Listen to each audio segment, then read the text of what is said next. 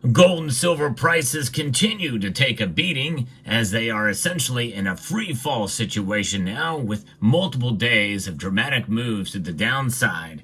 The only question is how long will this last? Well, we'll try to answer that question and make sense of the markets today as we explore.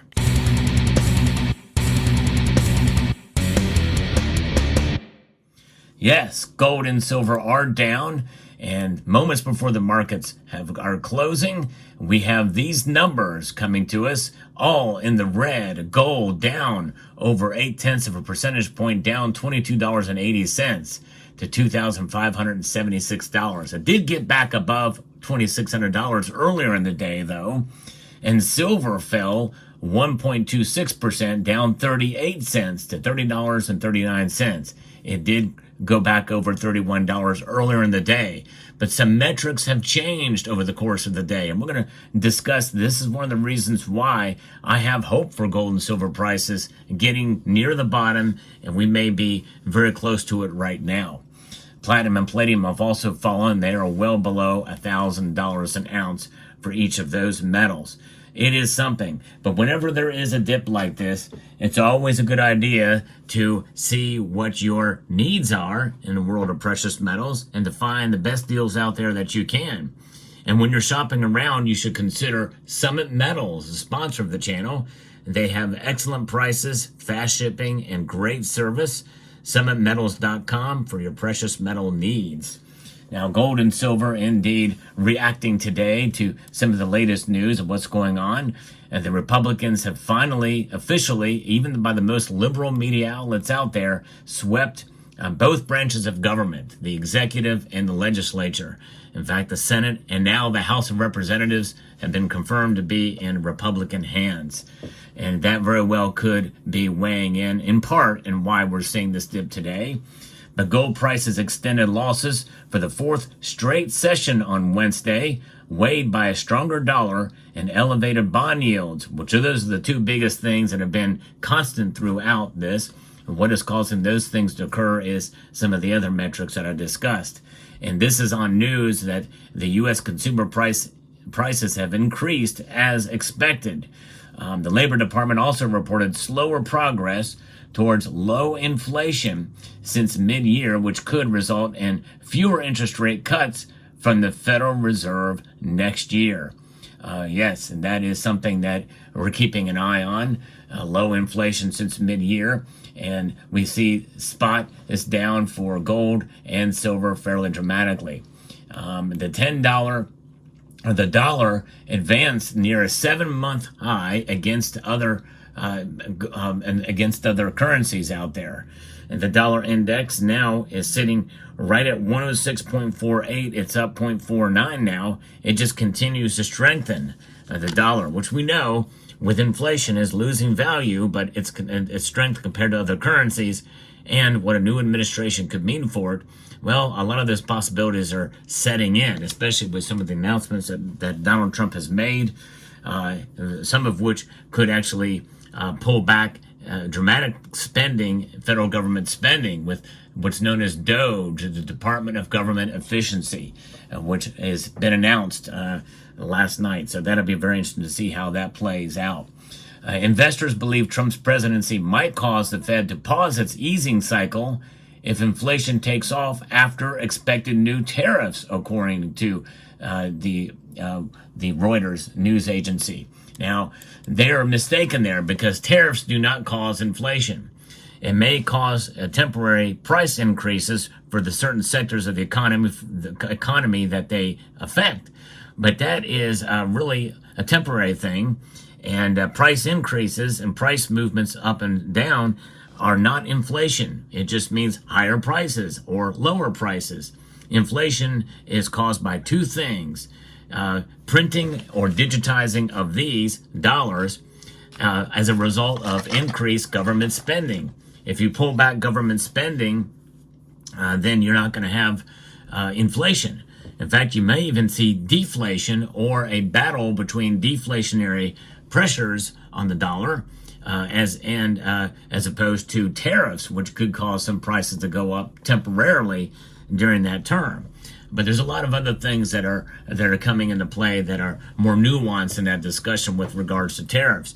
But gold and silver are reacting, and the markets react to many times not necessarily the most the most logical sense on thinking things through. It's the headlines that rule the day, and the media is a direct result of that. Now, what are traders doing now? They are indeed pricing in, and essentially not pricing in, but they're betting that the Federal Reserve is going to cut rates in December by a quarter point now. And there's an 82.3% chance of that happening, with 17.7% think that rates will stay right where they're at. Investors believe Trump's presidency, again, that's part of what is moving some of these numbers here about tariffs. In the short term, there's potential for gold prices to slightly recover to around $2,650 per ounce, but they may decline soon afterwards, according to some folks. The U.S. Producer Price Index and weekly jobless claims are due on Thursday, with retail sales data on Friday. Remarks from Federal Chair Jerome Powell, Federal Reserve Chair, and other central bank officials are also on the radar. That could change things dramatically, maybe even the opposite direction for gold and silver. But it could just exacerbate their losses too. It'll really just depend and see. I think in some cases there is some level of suspicion with regards to what Powell says and the agency does, the Federal Reserve, because they, in a sense, would like to, I think as much as they can, sabotage the incoming administration.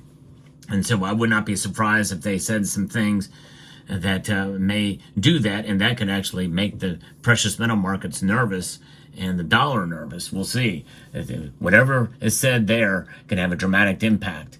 The gold bull's next upside price objective is to produce a close above solid resistance, which is $2,700 right now. The bear's near-time down price objective is pushing futures prices below solid technical support at $2,500. That's a $200 difference between those two, and that's according to Jim Wyckoff, a senior market analyst at Kitco Metals.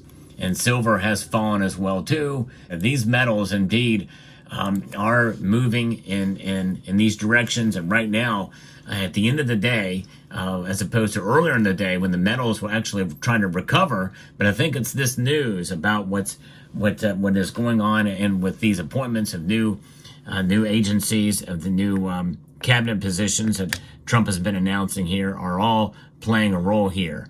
And by the way, if you enjoy the content that I produce here with the latest news in the world of precious metals and analysis, hope you will consider pressing that thumbs up button and subscribing to the channel if you haven't done so already. And also, I want to make you aware of a video I posted earlier in the day about a new change for gold, a new discovery in mining that is really fascinating. I'll link to it at the end screen after this video is over.